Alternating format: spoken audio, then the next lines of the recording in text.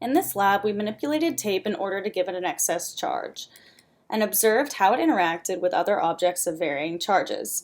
I observed the tape move toward neutral objects, move toward a negatively charged pen, and repel from another charged piece of tape. From these interactions, I concluded that the tape was positively charged.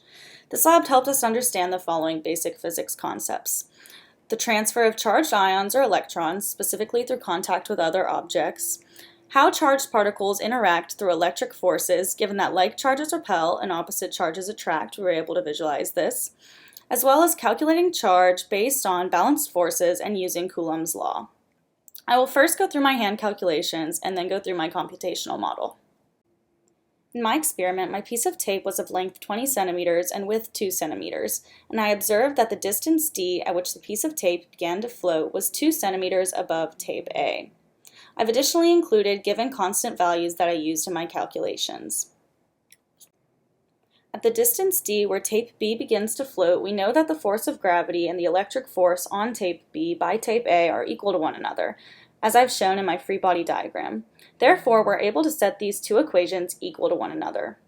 On the left side, we have the force of gravity mg, and on the right side, we have the electric force using Coulomb's law. By solving the left side, we find that these forces are equal to 0.00196 newtons. After solving for the force, we can now solve for the charge.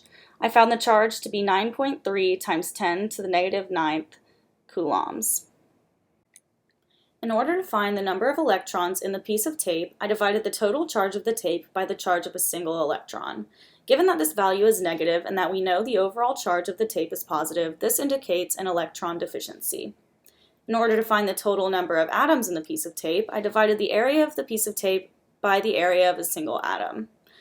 Lastly, I took the ratio of these results and divided the total number of electrons by the total number of atoms. My computational model is built on the following assumptions. I treated the piece of long tape as though it were a point charge with the charge concentrated at the center of the tape. I also assumed that each tape made had about the same amount of charge evenly distributed along the length of the tape. In building my computational model, I began by inputting my physical constants and observed values, and then I used the same equations shown previously to perform key calculations. Next, I created two sphere objects to represent the pieces of tape, treated as point charges. I then created arrows on each of these objects to represent the force of gravity and the electric force acting on the objects. Lastly, I used my function from Lab 0 in order to show the electric field produced by the bottom piece of tape, tape B. This is an image of my computational model. You can see that the red sphere representing the top tape A has an arrow pointing down and an arrow pointing up. These represent the force of gravity and the electric force, and you can see that they are of the same magnitude. Additionally, on the blue sphere, which represents the bottom piece of tape, the orange arrows represent the electric field it produces. If electrons had positive charge and protons had negative charge, the following changes to my observations would be made.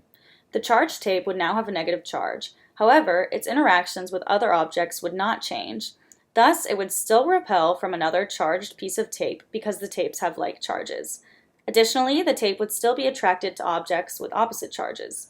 For example, now the pen would have a positive charge, and the negatively charged tape would still move towards it. It is important to handle the charged tapes as little as possible because as we touch them, they lose charge and become neutral, given that the electrons transfer when coming into contact with our hands or other large objects.